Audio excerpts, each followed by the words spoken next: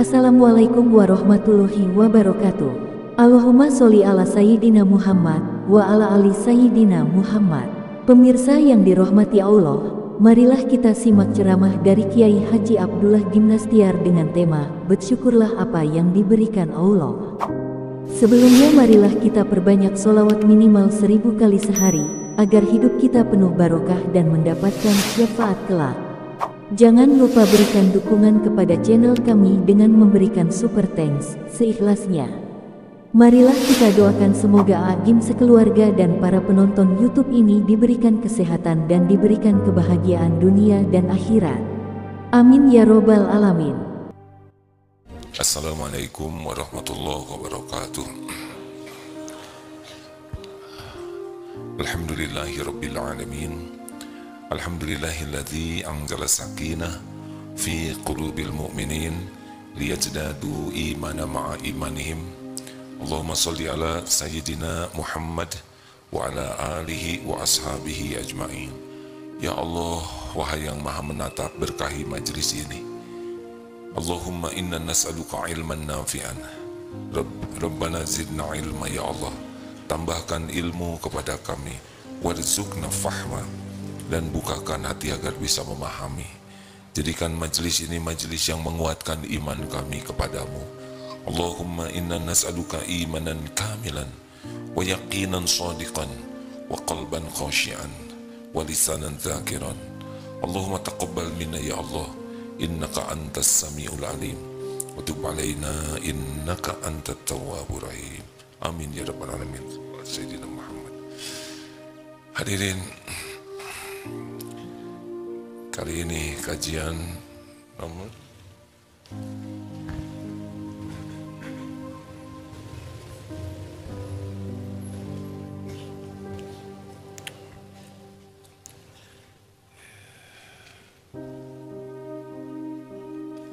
berapa? 225 ya.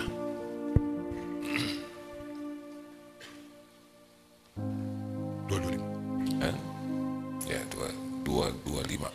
Bismillahirrahmanirrahim. Kajian Al-Hikam nomor 225. Usuluka ilallahi, usuluka ilal ilmi bihi, wa illa fajalla rabbuna an yattasila bihi syai'un aw yattasila huwa bisyai'in. Sampaimu kepada Allah itu ialah sampaimu kepada ilmu yakin atau ma'rifatmu yang sempurna terhadap Allah, sehingga bagaikan melihatnya, ka'annaka tarahu, seolah-olah engkau melihatnya Allah. Kalau tidak demikian, maka Maha Suci Allah, Allah yang Maha Agung, untuk disambung oleh sesuatu atau bersambung dengan sesuatu. Jadi yang termahal dalam hidup ini, yang bisa mengubah hidup kita adalah keyakinan kepada Allah. Ingat, ini berulang-ulang ya. Ada yang ilmu yakin, seperti orang di desa, tidak ada TV, tidak ada internet, sholat menghadap ke kiblat. Ketika ditanya mengapa menghadap kiblat, karena Ka'bahnya ada di kiblat. Bapak sudah lihat kiblat? Tidak. Sudah pernah ke sana? Sama sekali tidak. Tapi kenapa Bapak menghadap ke kiblat? Karena Ustadz mengajari saya supaya menghadap ke kiblat.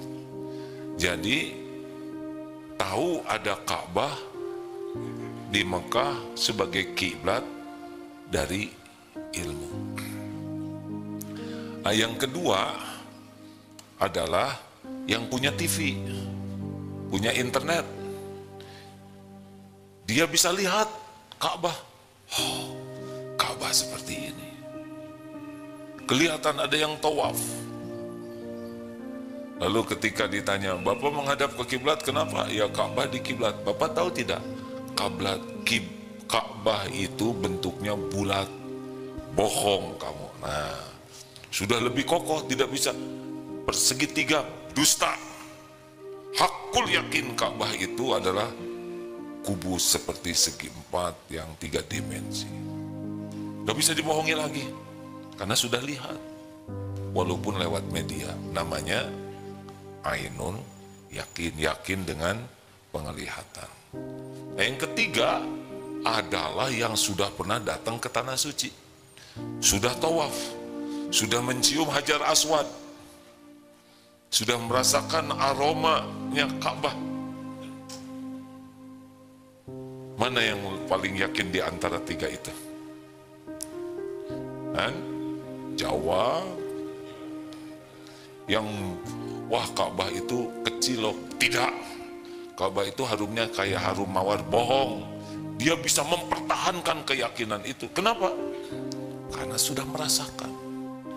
Nah, inilah yang hakul yakin terhadap Ka'bah. Ada yang karena ilmu, ada yang karena penglihatan, ada yang karena sudah pernah merasakan. Iman kepada Allah tidak sama seperti iman kepada benda, ya. Karena Allah Subhanahu wa taala laisa kamitslihi syai'un. Allah tidak menyerupai dan tidak diserupai apapun. Jadi ada orang yang percaya ke Allah, bersaksi, itu yang syahadat. Islam dia sudah asyhadu alla ilaha illallah. Tapi masih mudah goyah. Yang kedua lebih tinggi dari itu yaitu iman. Yang Islam imannya belum tentu kuat. Yang iman pasti Islam. Nah, orang yang beriman kepada Allah jauh hidupnya lebih baik. Dan puncaknya namanya ihsan. Orang yang anta'budallah ka'annaka tarah wa illam takun tarah wa innahu yarah. Yaitu orang yang ihsan itu, orang iman percaya. Ada Allah percaya. Kalau orang Islam ada percaya, ya. Kalau orang iman, Allah Maha dekat. Allah yang memiliki langit dan bumi. Allah di tempat kita mengabdi, memohon. Tapi kalau yang ihsan, bedanya adalah setiap saat merasa ditatap Allah. Kalau yang tadi masih on off tuh. Kalau yang ihsan, seperti bicara begini, yakin ini Allah sedang menatap, mendengarkan, menyimak, mengetahui pikiran, mengetahui hati, mengetahui segala masalah yang ada, mengetahui semua jalan keluar. Dialah Allah yang tidak ada sekejap pun kita lepas dari Allah. Allah menyaksikan segalanya. Innallaha la yakhfa alaihi syai'un fil ardi wala fis sama. Sesungguhnya bagi Allah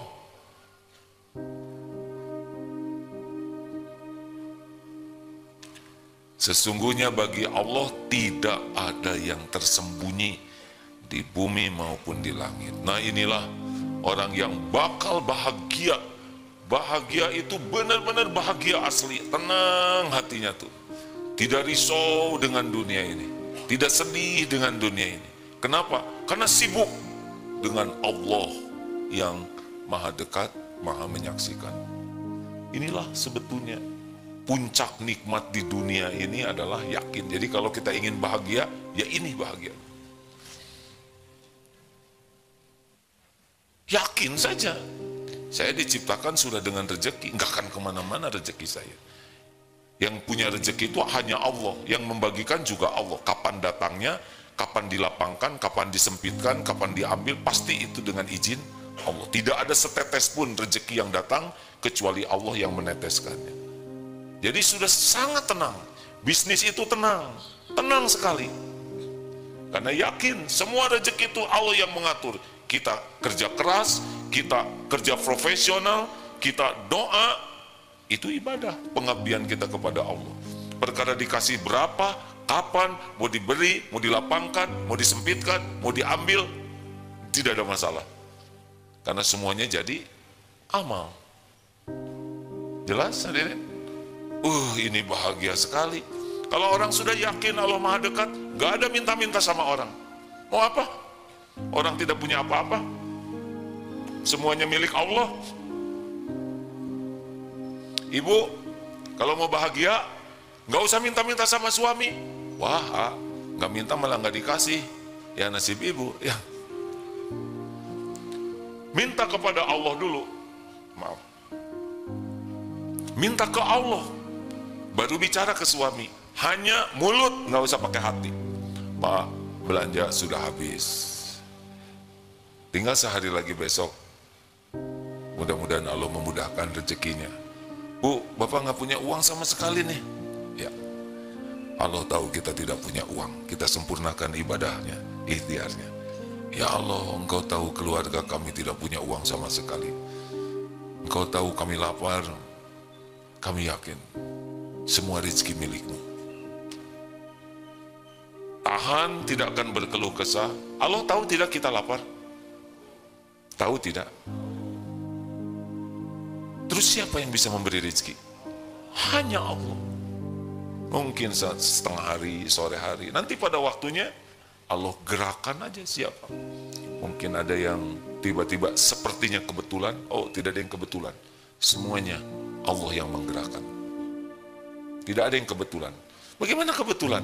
Semua makhluk ciptaan Allah. Semua makhluk milik Allah. Semua makhluk dalam genggaman Allah. Tidak ada nikmat sekecil apapun yang bisa datang tanpa izin Allah. Wa ma bikum min ni'matin fa min Allah. Begitu kalau sudah yakin tuh hadirin. Bagaimana kalau nggak ada? Jual, nggak apa-apa jual. Jual jaket, jual sepeda, nggak ada masalah. Itu juga milik Allah, benar? Allah menyiapkan, tabungan habis, nggak ada masalah. Jual ini, jual rumah, nggak usah pakai berat. Tapi dulu nyarinya susah, enggak, dulu juga yang ngasih Allah. Kalau udah waktunya dijual, jual. Tapi kami jadi ngontrak, gak apa-apa. Sama aja kok. Tempat berteduh. Tapi tiap bulan nanti kami harus bayar kontrakan. Ya iya. Masa ngontrak gak bayar? Yakinlah Allah Maha tahu segala. Ikhtiar, kerja keras, doa yang banyak. Sebagai apa? Ibadah. Ibadah. Tidak harus minta sekarang, datang sekarang, enggak. Bagi kita yang ngatur rezeki, ngatur terkabulnya doa, biarlah Allah saja yang Maha tahu kapan waktu terbaik, berapa jumlahnya, yang paling aman buat kita supaya tidak ujub, tidak riya. Allah Maha tahu. Sempurnakan. Ihris ala ma yanfa'uk wasta'in billah wala ta'jaz. Semangat terus, semangat terus sebagai amal. Contoh ya, orang tua ingin anak soleh, benar? Ibu ingin anaknya soleh. Kalau yang lelaki, ya. Kalau yang perempuan, soleha, bagus. Ingin suami ibu makin soleh? Mau tidak? Gimana caranya? Nah, langsung bingung. Suami ibu ciptaan siapa? Milik siapa?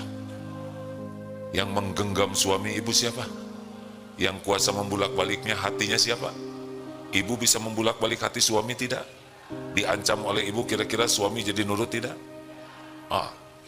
Udah jelas jawabannya. Ditakut-takutin oleh ibu suami jadi takut tidak? Sepertinya takut, aslinya enggak. Ibu ingin suami jadi lebih baik, gampang. Gimana caranya? Ibu jadi istri yang disukai Allah. Begitu aja. Lakukan yang terbaik. Kita nggak bisa ngebulak-balik hati siapapun.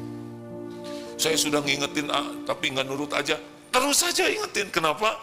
Karena membantu orang jadi baik adalah ibadah. Kapan jadi baiknya? Ya Allah yang ngebulak-balik. Sama lelaki juga gitu, Pak. Saya baru lihat itu tayangan di sebuah medsos. Kalau suami salah, suami ngaku, kemudian minta maaf, urusan selesai. Kata beliau ya, kalau istri salah, kemudian nangis, jadi rewel, marah-marah, nyalahin suami, suami minta maaf, baru selesai gitu. Ya sudahlah. Nggak apa-apa. Kalau memang rutenya begitu, yang penting selesai, benar? Halo? Kenapa menjiwai sekali? Udah garisnya gitu sepertinya, Pak. Udah, nggak apa-apa, jalanin. Apakah kita menasehati orang bisa berubah? Enggak. Yang merubah adalah Allah. Jadi menasehati itu apa? amal soleh, ibadah. Dah. Nasihat, beri contoh yang baik, nasihati yang baik. Caranya baik, gak usah pakai marah-marah. Doa yang baik. Allah melihat semuanya. Allah lihat kita memperbaiki diri. Ya Allah, ampun, anak saya seperti ini akhlaknya, karena saya orang tuanya yang belum baik. Engkau tahu akhlak saya belum baik, saya belum jadi contoh, hati saya keras, saya sering memberi contoh buruk. Engkau menyaksikan akhlak saya, ampun ya Allah, saya belum jadi orang tua yang baik, benar-benar jujur ngaku. Tolong ya Allah, hanya Engkau yang kuasa menyolehkan anak ini. Berusahalah jadi contoh yang baik. Ingin anak sopan, kita yang paling sopan. Ingin anak jujur, kita yang jujur. Ingin anak rajin, kita yang rajin. Ingin anak dermawan, kita paling dermawan. Apa yang terbaik yang ingin ada pada anak, usahakan ada pada diri kita. Sebagai dakwah, amal soleh juga. Udah gitu, bicara baik-baik ke anak. Karena bukan kata-kata kita yang bisa mengubah. Kita memberi nasihat adalah amal soleh. Nggak bisa, ini ceramah ini apa bisa mengubah? Mengubah apa? Saya tidak bisa mengubah siapapun. Kalau harus mengubah hati, saya nggak tahu hatinya kayak apa. Gimana mengubahnya? Kalau supaya bikin cerdas, lah yang punya otak siapa? Ini bicara adalah, masa nggak nyambung-nyambung? Bicara ini sebagai amal soleh. Udah. Pulang dari sini nggak ada yang nurut, ya berarti saya tobat. Belum kepake nih mulut saya jadi jalan perubahan. Makanya kalau suami nasehatin istri, istri belum mau nurut, tobat. Siapa yang harus tobat, Pak? Bu, ibu nggak usah ikut campur deh ya, suami. Kami udah tahu ya Bu ya. Ibu meni bahagia lihat suami harus tobat. Siapa yang harus tobat, Pak? Kita. Tobat aja terus. Aneh, dia yang gak nurut, kita yang tobat. Tobat aja. Karena boleh jadi belum nurutnya istri karena terhalang oleh dosa-dosa yang belum ditobati. Gak ada ruginya tobat. Oh ibu, benar tuh dengerin suami. Ya udah, ciri-ciri orang yang gak mau berubah kayak gitu. Sibuk ingin orang lain yang berubah.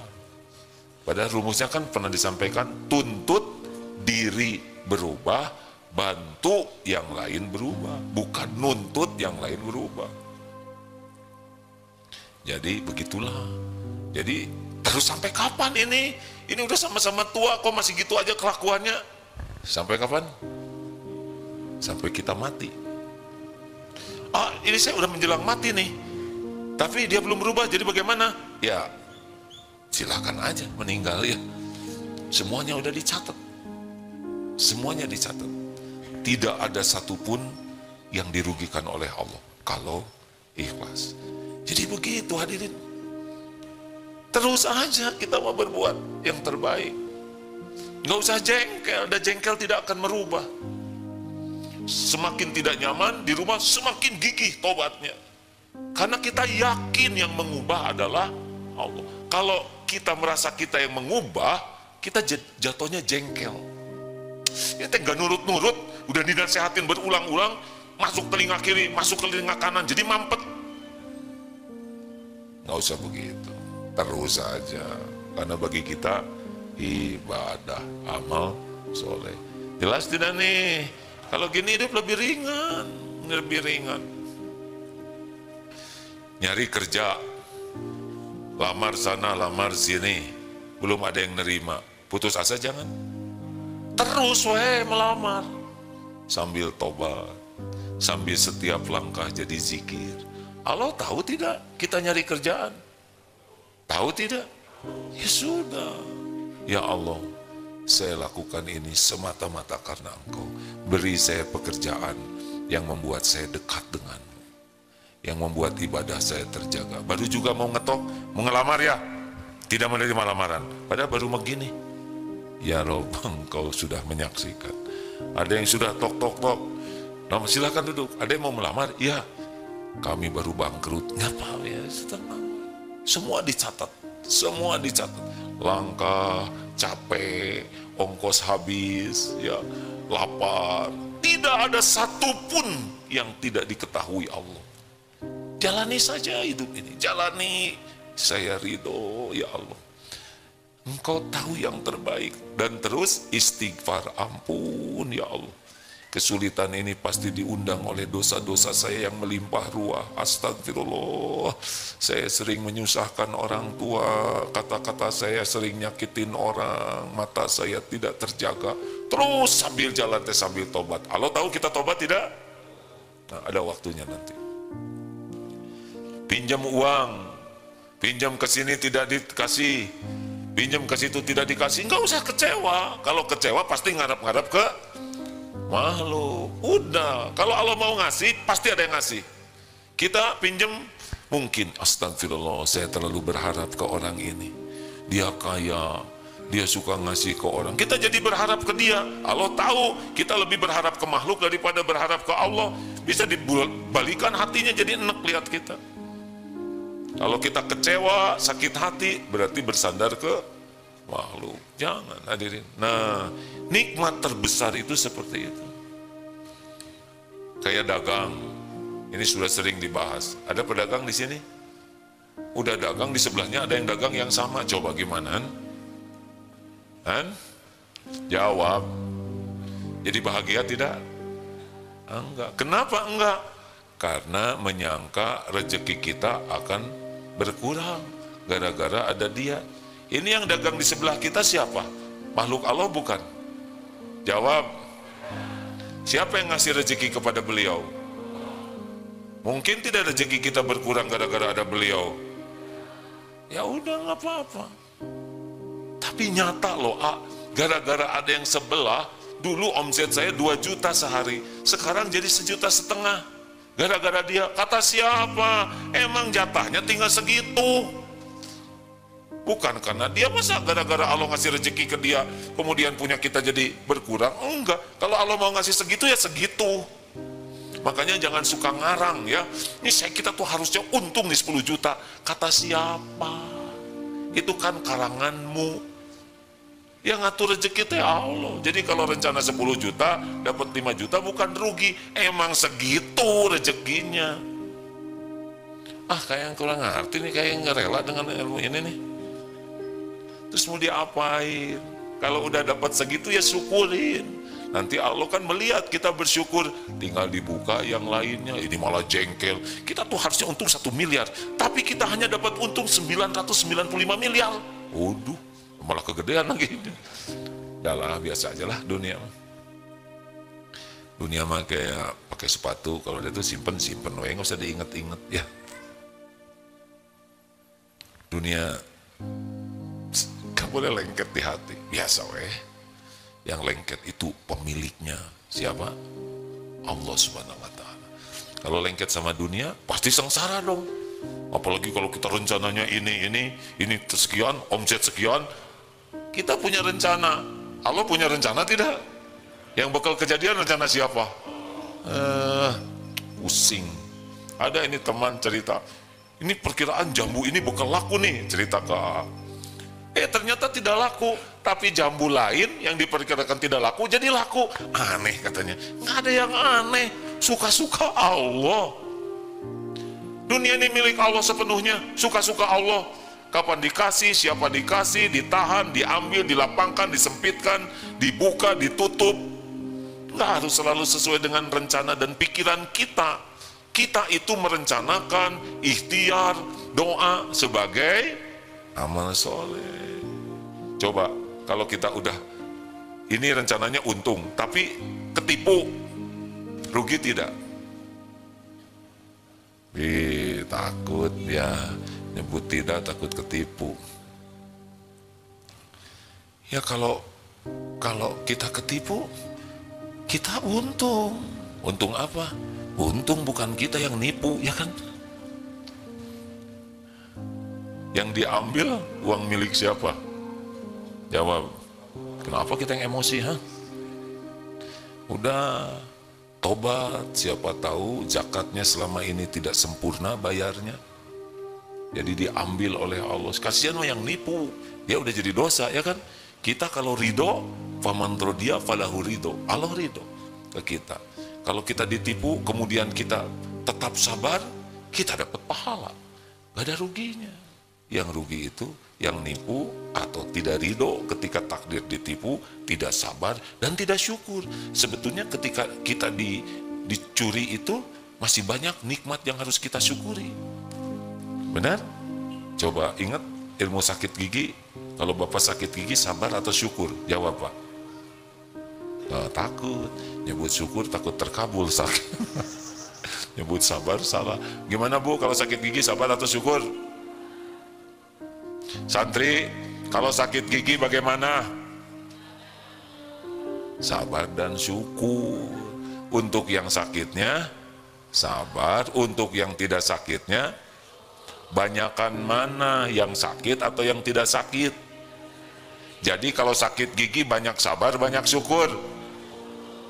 Tuh, gigi sakit satu, lidah sakit tidak, lok-lakan tidak, tembolok mah ayam ya, hidung, mata, rambut, kepala, pundak, lutut, kaki, lutut, jangan, wah semuanya sehat, cuma gigi satu yang sakit. Masa kita lupa kepada nikmat yang ada? Untuk yang sakit sabar, yang tidak sakit harus syukur. Ada nih di luar negeri cerita, suaminya pemarah, sambil dimarah suaminya, istri ini bersyukur. Apa syukurnya? Alhamdulillah, saya tidak ditakdirkan jadi pemarah seperti suami saya. Bagaimana kalau saya yang takdirnya menjadi pemarah begini? Sangat menzolimi orang. Ya Allah, semoga kemarahan suami ini jadi penggugur habis dosa-dosa saya. Sangat bisa jadi saya dimarah karena dosa saya selama ini. Nyakitin banyak orang. Jadi suami ngawek-wek marah. Istrinya punya pikiran sendiri. Tuh gitu. Kalau yakin ada Allah, Maha mendengar, Maha melihat, Maha mengetahui segalanya, Maha baik. Hidup ini gak ribet.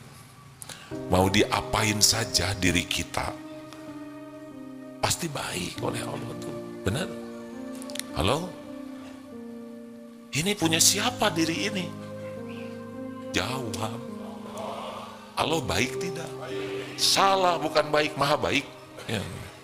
Allah Maha baik. Pernah enggak Allah berbuat jelek ke kita? Jawab. Sehari aja kita dijelekin oleh Allah, pernah? Sejam? Semenit? Sedetik? Begitu? Enggak ada. Mau diapain aja, Allah Maha baik. Diapain aja, pasti perbuatan Allah itu baik. Pasti ada kebaikan di sana. Walaupun ketipu, sakit, apalah terserah, pasti Maha baik. Udah pasti diukur, udah pasti la yukallifullahu nafsan illa usaha. Allah tidak membebani seseorang kecuali sesuai dengan kesanggupannya. Dan pahala sebanding dengan musibahnya. Nah, sing ridho ya. Hati ridho, sakit gigi ridho. Sambil pergi ke, ngapain pergi ke dokter gigi? Kenapa ikhtiar? Sebagai apa? Ibadah, amal soleh kita. Pas sampai di dokter gigi, ada tulisan besar dan potret dokter lagi gini. Maaf ya, ngarang. Maaf ya, hari ini saya tidak praktek karena sedang sakit gigi seperti saudara. Nggak ada lah kayak gini ya. Terus gimana? Dokternya nggak praktek? Jawab. Ridho dulu. Jangan mengatakan, tahu gini saya nggak akan pergi. Bagaimana nggak pergi? Udah nyampe ya kan? Ngarang. Ini persis seperti ada yang kentut. Jangan kentut. Bagaimana jangan? Udah nyebar ya kan? Terima. Sambil istighfar. Jangan perginya kita nggak doa dulu ke Allah ya. Kan kalau doanya bismillahi tawakkaltu 'alallah la haula wala quwata illa billah, hudita wa kufita wa wukita, ditunjuki, dicukupi, dilindungi. Tadi enggak doa. Kalau doa boleh jadi nanti ada informasi dokternya nggak praktek, ya sudah terima sambil pulang lagi. Begitu. Kalau makan obat gimana? Perlu tidak makan obat? Makanlah. Apakah obat bisa menyembuhkan? Jawab, tidak sama sekali. Lalu ngapain dong kita makan obat? Sebagai amal soleh kita. Bismillah ya Allah, Engkau Rasulmu menyampaikan setiap penyakit ada obatnya. Kalau ini syariat kesembuhan darimu, Engkau yang maha menyembuhkan ya Allah. Saya minum obat ini semata-mata mencari ridhomu. Bismillah, beres. Begitu hadirin. Jadi Allah terus Allah. Apa yang bukan milik Allah? Kan? Apa yang bukan milik Allah? Kita ini diciptakan untuk apa? Ibadah. Yang lain-lain mah gampang. Kalau kita serius ke Allahnya, inti dari ibadah itu la tusyrik billah. Hatinya tuh enggak menuhankan yang lain selain Allah, enggak menghambakan dirinya. Apapun yang dilakukan benar-benar ya Allah, semata-mata hanya Engkau ridho. Enggak penting pujian, penilaian, penghargaan, balas, enggak. Allah aja. Saya lakukan ini semoga Engkau ridho. Ya Allah, saya masak untuk suami saya, semoga Engkau ridho. Saya ngepel, semoga Engkau ridho. Saya belajar, semoga Engkau ridho. Tidak ada yang kita lakukan kecuali benar-benar mengharapkan Allah Tuhan kita jadi suka, nerima ke kita. Dan yang kita lakukan harus yang diperintahkan, harus yang sesuai. Udah gitu aja. Nanti gimana usaha, nanti dibimbing. Kalau saudara pengusaha, jadi nanti. Kalau saudara harus kaya, jadi insya Allah. Gak akan kemana-mana. Dan yang menentukannya juga Allah Subhanahu Wa Taala. Walaupun pengen gak dikasih, enggak. Udah kursus menjadi kaya cepat, gimana sih? Ada kursus cepat kaya atau yang kaya siapa? Nah, itu trainernya yang bikin kursusnya. Tetap kayaknya saya tahu bokeh yang karena dia kebanyakan kursus. Kalau ingin dijamin oleh Allah tuh takwa, kalau bisa ada kursus ketakwaan, itu jarang yang kayak gitu. Tapi ini sebetulnya sedang upaya untuk jadi ahli takwa. Demikian rekan-rekan sekalian. Siapa yang nanya dapat buku? Tidak boleh menyusahkan orang lain. Ini ada buku Bahaya Lisan, ya. Ada doa jalan berubahnya takdir. Ini semua disesuaikan judul buku ini dengan wajah jamaah. Karena ini wajahnya wajah banyak masalah, kiat menghadapi persoalan, ya, cocok. Tinggal cocok terus nih. Nah, ini juga nih, karena ini kelihatan salah urus, agar hidup Allah yang ngurus. Ya. Ini apa lagi nih? Jadi kayak jualan begini hadirin. Ini kitab Syarah Al-Hikam. Aslinya begini ya. Saya, ini kok banyak buku-buku tulisan begini yang aslinya. Saya termasuk yang tidak bisa menulis lama. Kata seorang profesor, saya termasuk disleksia. Tahu disleksia? Nggak tahu ya, nggak usah tahu lah. Disleksia itu salah satu susah nulis, ada yang tidak tahu kiri kanan, ada yang pikiran pendeknya sotomnya jadi lupa. Saya dan anak saya disleksia, yang bungsu. Tapi katanya, kata profesor itu, yang disleksia ini banyak akalnya, itu aja lah ya. Jadi aneh, bukunya terbit terus, padahal dia jarang nulis, direkam kaset ya. Jadi ceramah ini direkam, kemudian ada seorang penulis yang baik hati, dia nggak ditulis namanya di sini, Tawadu, siapa deh? Oh, yang suka nulis deh. Adalah pokoknya ya.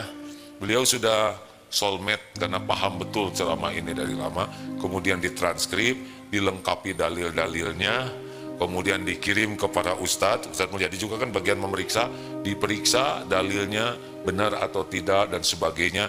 Jadilah buku yang jauh lebih baik dari yang saya ceramahkan gitu. Jadi ini aslinya kabar karya bersama itu ya. Harus ngaku ya. Tapi di sini kok ditulis Abdullah Gimnastiar, yang nulis bukan saya ya. Ini yang nulis percetakan. Udah nggak usah banyak bicara ah. Sok mau yang mana? Bu nanya bu. Siapa yang mau nanya? Aduh. Jangan mempersenang. Tuh ya, beda. Kalau waktu-waktu biasa disuruh tanya, enggak, ayo udah lihat hadiah mananya. So, yang sederhana Pak, makin sulit tidak dikasih hadiah.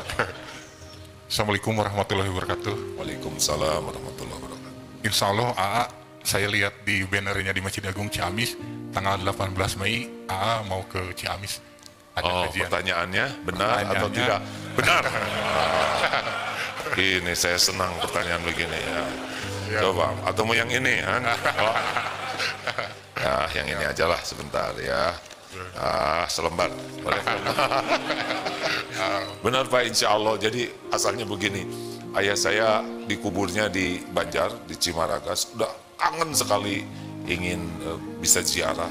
Kalau ibu dikuburnya di pesantren, jadi saya ingin ke sana.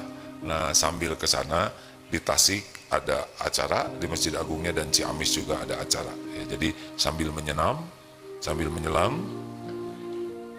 asin dong di lautnya, sambil menyelam, ya berenang ya. Terima kasih. Mau yang mana? Coba sih, untuk pertanyaan seperti itu maunya yang mana? Sebutin mau yang mana? Persoalan, kiat menghadapi persoalan hidup. Oh ya, kami mengerti Pak ya.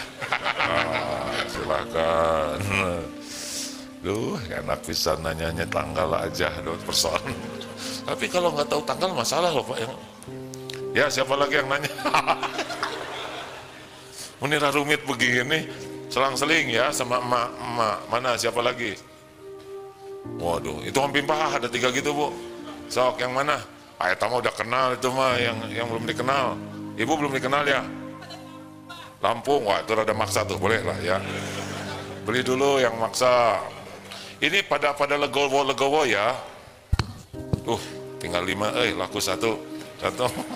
Ya, tuh 2, 3, 4, 5. Dek. Assalamualaikum warahmatullahi wabarakatuh. Waalaikumsalam. A? Ya benar ya. Teu acan, A. Oh, teu acan. Acan sakedap. Ya, siap. A. Atau pakai begitu. Pakai hati soalnya, A. Di pesantren ini itu hanya boleh 3 Bu. Jadi udah berapa, A? 2. Si jadi. Baik. Gini, A. Ya udah, nih bahaya lisan ya. Kasih. Ada cocok nih ya. Aduh, saya rasa jadi banyak dosa begini. Maaf ya Teh ya. Ya nggak apa-apa, dimaafin, A. Ya. Mohon maaf, A. Bagaimana cara kita menyikapi hidup ketika kita sudah berusaha menjadi baik, ketika kita sudah berusaha bermanfaat untuk orang lain, tapi ternyata usaha kita ini seolah sia-sia karena selalu dinilai orang itu semua tidak ada artinya. Baik. Terima kasih, A. Assalamualaikum warahmatullahi wabarakatuh. Berarti yang jadi masalah bukan orang yang menilai, yang bermasalah kita merasa udah baik. Namanya ujub. Harusnya dibalik. Semua ini pasti karena dosa saya, karena ibadah saya belum bagus, sholat saya belum khusyuk, amal saya belum ikhlas, ngaji saya belum benar. Begitu. Jadi masalahnya adalah sudah merasa baik. Makanya digerakkan aja oleh Allah, yang lain untuk nyalahin terus. Coba diubah. Insya Allah. Karena semua kepahitan itu diundang oleh dosa. Jadi kalau ada orang yang nyalahin bikin gak enak, udah PDLT saja. Apa PDLT santri? Kurang jelas, ulangi. Nah, jawabannya adalah perbaiki diri dan lakukan yang terbaik. Kenapa kita sakit hati disalahin? Karena kita tidak ikhlas. Kita lebih ngarep-ngarep dinilai orang daripada ingin diterima Allah. Itulah yang membuat sakit. Kalau orang ikhlas, emang gak wae ya. Mau dipuji, mau tidak muji, mau nyaci, itu mah urusan beliau dengan Allah. Urusan kita diterima oleh Allah. Jadi sakit hati itu ciri-ciri kita kurang ikhlas. Dah ya, cocok tadi bukunya ya. 1, 2, 3, 4. Larisan. Lelaki, ya, makin banyaknya. Bapak kelihatannya tidak banyak masalah. Sekarang jadi nanya terus gini. Tadi yang paling ngotot siapa sok? Siapa cuman? Kayaknya beliau agak senior ya. Ridho nggak yang lain? Kan? Nggak Ridho Bapak? Oh Ridho, ya Ridho. Oke, Ridho ada cocok yang mana nih ya? Ya Pak. Assalamualaikum warahmatullahi wabarakatuh. Salam. Dari Lampung juga nih Kak. Apa? Dari Lampung, Oh, sama. rombongan. Rombongan, alhamdulillah. Yang saya mau tanyakan Kak, Satu. bagaimana cara kita agar sholat itu lebih khusyuk lagi? Susah, nggak jadi dapat hadiahnya. Wah, Bapak mah nyindir. Tahu dari mana saya nggak khusyuk, Pak? Saya susah jawabnya karena saya juga masih perjuangan untuk khusyuk. Tapi yang saya dapatkan ilmunya, orang khusyuk itu pertama memang sangat ingin khusyuk. Tidak semua orang yang sholat ingin khusyuk. Ada yang sholat gitu aja. Pertanyaannya, ingin tidak khusyuk? Seberapa pinginnya? Karena khusyuk itu tidak susah. Ini kelihatannya khusyuk ya dari tadi. Ya kalau nggak khusyuk mau gini Pak. Yang kedua, ilmunya. Banyak orang yang ingin khusyuk tapi nggak pernah belajar arti bacaan sholat. Allah tahu dia nggak pengen khusyuk dan nggak belajar. Bagaimana kita bisa khusyuk dengan sesuatu yang kita tidak paham? Benar? Paling nanti khusyuknya itu adalah, saya juga tidak tahu yang tidak paham itu khusyuknya kebacaannya aja ya. Alhamdulillah. Tapi tidak ingat ke maknanya. Tidak ingat bahwa beliau sedang berkomunikasi dengan Allah. Yang ketiga, tumaninah Pak. Kalau sudah belajar, memahami, lakukan sholat itu dengan tenang. Allahu Akbar. Bismillahirrahmanirrahim. Tenang saja. Subhana rabbiyal azim. Tapi kalau Bismillahirrahmanirrahim, udah belum Fatihahnya? Udah agak lama. Kan dia tadi sama-sama. Dia udah ruku, berarti udah kan? Allahu Akbar gitu. Ada lama lagi sujud kayak ini sujud keberapa nih? Lama, ya Allah tolonglah berikan petunjukmu. Ini sujud keberapa? Kalau kita tergesa-gesa itu susah khusyuk. Doa ke Allah supaya diberikan sholat khusyuk. Katanya begitu Pak. Orang sholat khusyuk itu kayak buka brankas. Saya juga nggak tahu bukannya, hanya saya lihat di film maling aja ya nggak.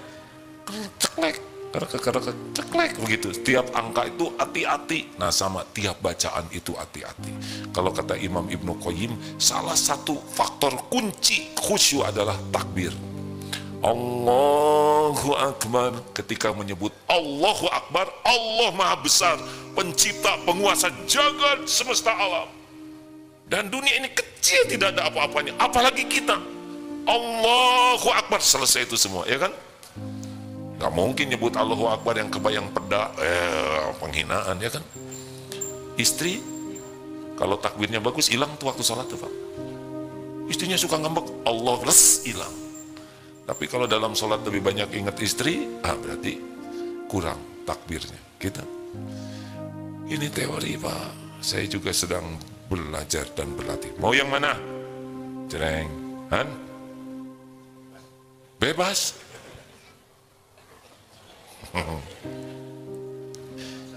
Han? Ngeceng ini ya. Oh itu yang lain kalau dengki, kalau nggak rela dengki. Oh si bapak, saya ngeceng, jangan, tenang aja.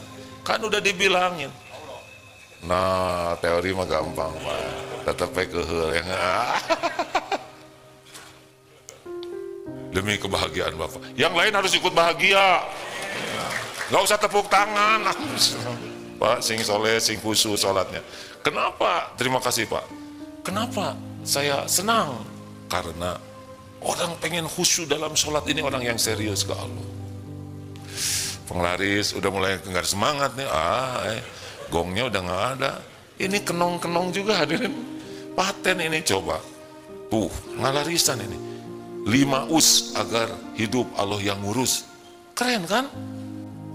Doa nih bisa jadi jalan berubahnya takdir. Saudara kan pengen dirubah ya kan? Ini bahaya lisan. Salah ngomong bisa ke neraka. Ini tipis-tipis penting. Sok atuh. Ya nggak ada yang nanya sekarang. Tuh si Ade dulu nih. Ini kayak itu yang di belakang. Dah itu dengan depannya ya. Itu tenang Kang. Ini paling susah buat saya kayak gini tuh ya. Harusnya mau, udah nggak usah gini-gini, bagi aja semuanya, betul tidak? Ya Dek. Assalamualaikum warahmatullahi wabarakatuh, A. Waalaikumsalam. Izin bertanya, A, bagaimana agar setiap hari kegiatan-kegiatan kita jadi amal soleh? Terima kasih, A. Tunggu dulu, kenapa Ade ingin kegiatan jadi amal soleh, bukan kegiatan kita, kegiatan Ade aja ya, jadi supaya nggak ada fitnah di antara kita. Ya, kegiatan saya. Kenapa ingin jadi amal soleh? Agar bisa menjadi penggugur dosa, A. Agar bisa jadi Penggugur dosa. penggugur dosa. Amal soleh penggugur dosa. Amal soleh itu kunci bahagia. Apa syarat amal soleh, nak? Apa syarat amal soleh? Ada berapa syarat amal soleh? 2. 1, niatnya harus ikhlas. Dan yang kedua, caranya ittiba kepada Rasulullah sesuai dengan tuntunan. Bahagia itu hanya ada pada iman dan amal soleh. Ingat baik-baik. Jadi fokuslah bagaimana meningkatkan iman dan bagaimana aktivitas kita jadi amal soleh. Nah, gerbangnya adalah ilmu. Orang tidak bisa kuat iman tanpa ilmu agama, tidak bisa. Dan tidak bisa beramal soleh tanpa ilmu agama. Makanya doa harian penting adalah Allahumma inni as'aluka ilman nafi'an. Yang kedua, warizqan thayyiban. Yang ketiga, wa amalan mutaqabbalan. Tuh 3 target harian. Yang pertamanya apa? Ilmu. Tanpa ilmu tidak ada rezeki yang baik. Tanpa ilmu tidak ada amal yang diterima. Caranya Ade terus belajar dan amalkan. Gitu aja. Dari dengar ceramah ini, apa yang mau Ade amalkan? Gak usah semuanya. Pegang 1 poin. Sesudah ini, saya mau ngamalin ini. Apa? Ada yang keterima nggak ceramah tadi? Ada, A. Apa? Terus berusaha untuk menjadi yang terbaik. Hah? Ini jadi bahaya lisan nih. Turun. Selalu sabar dan bersyukur dan berusaha untuk menjadikan semuanya yang terbaik. Emang saya ceramah itu ya? Ya udahlah, nggak apa-apa ya. Luar biasa ini. Jadi lebih bagus dari ceramah saya. Udahlah. Jadi kalau habis dapat suatu ceramah gini, pegang. Mungkin nggak semua materi bisa kepegang, ya. Ini nih dapat nih, amalkan. Kalau boleh deh, berhentilah berharap sesuatu dari makhluk.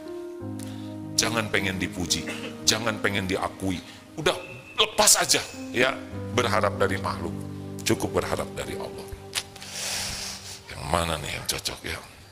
Yang mana yang cocok nih? Ada yang mau yang mana? Doa pengubah takdir. Oh, keren. Baik, Bapak. Kita tidak boleh suudon. Kenapa beliau semangat ke belakangnya? Tolong. Udah nikah belum? Harusnya udah nikah supaya aman. Tuh dek, makasih. Terakhir biar cepet lah, penglaris.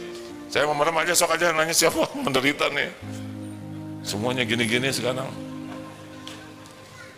Tadi saya udah keburu janji yang mana, kayak Akang dulu. Sultan aja lah, ini karena sebelahan gitu. Sultan Pak, fuh. Nah gitu gini Sultan. Ridho, gimana? Ya udah. Bismillahirrahmanirrahim. Urusan kecil duniawi ini. Assalamualaikum warahmatullahi wabarakatuh. Mau nanya, Satu. Gimana kita menyikapi kalau kita pernah berbuat salah ke orang, lalu kita udah minta maaf, kita udah berjanji nggak mengulangi, kita udah bertobat, tapi tiap saat itu masih ada trust issue, selalu diungkit-ungkit masalah yang lalu-lalu gitu. Tapi kita udah berusaha buat nasehatin, udah berusaha buat ya buktiin bahwa nggak bakal ngelakuin lagi gitu. Tapi trust issue terus ngungkit-ngungkit terus gitu, Ustaz. Ya nggak apa-apa, tobat we terus. Berarti belum beres tuh tobatnya. Makanya masih digangguin oleh isu itu, ya. Dan kita kalau mau tobat bukan supaya tidak diungkit-ungkit. Kalau gitu nggak ikhlas tobatnya. Kalau kita mau tobat aja. Tapi orang nggak percaya ke saya, nggak apa-apa. Yang penting tobat itu diampuni Allah. Kalau kita tobat supaya orang percaya ke kita, berarti bukan karena Allah, masih karena makhluk. Nah, orang mau percaya atau tidak ke kita, nanti Allah yang bolak-balik hati. Jelas? Jadi harus gimana? Harus ikhlas. Tobat. Tobat dan ikhlas, secara ikhlas. Berat. Harus tobat. Jadi kalau kita tersakiti ya, bisa kita udah tobat minta maaf. Tapi begitu diungkit-ungkit terus, jawabannya tobat lagi. Karena nggak bisa kita menghentikan prasangka orang. Hanya Allah yang bisa meredamnya, ya kan? Nah, kalau itu nggak enak, pasti dosa kita belum beres tuh ditobatinnya. Gak usah sibuk bela diri. Gimana sih? Saya kurang apa lagi? Udah jelas kurang tobat, ya nggak? Kan? Saya harus bagaimana? Saya membuktikan. Gak usah maksa. Gak bisa dipaksa. Tobat aja terus. Nanti Allah yang ngebalikin hati. Nah, yang sebelahnya kasihan nih, yang kalah hasutan tuh. Kasihan jadi lemes gitu. Siap ya? Oke. Bismillahirrahmanirrahim. Assalamualaikum warahmatullahi wabarakatuh. Perkenalkan, nama saya Aulia Satria Nilo Perbowo. Saya kan dari Jalan Batuwangi nomor 10, daerah Antapani Kidul. Nah, begini bagaimana menyikapi keluarga yang sakinah mawaddah warohmah yang belum punya yang berhijab, ya. Makanya saya bilang pakai hijab gitu kalau saya mau bertemu sama saya, kalau bertamu dengan pakaian bagaimana, jangan pakai yang baju-baju yang pendek, misalkan tuh pakai apa namanya? Gak usah disebut, gitu aja. Baju jubah gitu loh ya, atau baju muslim lah. Terima kasih, jazakumullahu khair. Assalamualaikum warahmatullahi wabarakatuh. Jadi pertanyaannya apa? Bagaimana supaya punya baju gitu? Bagaimana menyikapi keluarga yang belum, ya udahlah gitulah ya. Gini ya, tidak semua keluarga yang kita ini udah langsung imannya kuat, macam-macam. Ada yang baru belajar agama, ada yang udah belajar tapi belum serius mengamalkannya, ada yang udah berjilbab tapi kecil sekali ya di sini. Apa yang harus kita lakukan? Nah, Ade sebagai lelaki tidak bisa memberikan contoh ya, karena jadi masalah. Kenapa saya jadi nakal begini ya? Jadi kalau urusan jilbab lelaki nggak bisa memberikan keteladanan dipakai, nggak usah ya. Jadi gini, ingat ya bahwa kalau ada orang yang sedang dengerin dek, mau jawabannya? Ya. Yang pertama kita yakini yang bisa merubah adalah Allah, itu penting. Apa yang bisa kita lakukan? Nah, kita berusaha menyampaikan ilmunya tanpa merasa menggurui. Jadi, hei pakai dong jilbab yang bener loh. Nah itu menyakiti. Karena kalau udah paham manfaatnya, orang juga mau. Jadi bagusnya membantu. Cari ilmunya, kalau nggak bisa dinasehatin, ajak mendengarkan ceramah gitu. Setel apa yang kira-kira manfaat, tanpa sengaja mendengar. Kalau Allah memberi hidayah bisa berubah ya. Dan jangan lupa doakan ya. Makasih. Gimana nih, ada dua nih. Gini ya, ini ngahulang ya udah, kelihatannya si Akang nih masalahnya lebih berat. Tenang ya. Ya Allah, sini, tenang ya. Karena kelihatannya banyak yang harus diurus ya. Terima kasih. Nah, ini karena tadi kan ketawanya agak keras ya. Ini cocok. Nggak apa-apa yang ini kecil tapi isinya insya Allah dalam. Karena tebal, Ridho. Ya, terima kasih Ade. Wa iyyakum. Nah, begitulah. Ini lega, buku udah habis hadirin penglaris. Terima kasih Bapak Ibu yang baik. Saya mohon maaf banyak kesia-siaan atau perkataan yang tidak pada tempatnya. Semuanya nanti dihisap. Kadang-kadang saya sadar Allah sedang melihat, mencatat, kadang tidak ingat. Tapi tetap ingat tidak ingat bakal dicatat perkataan ini.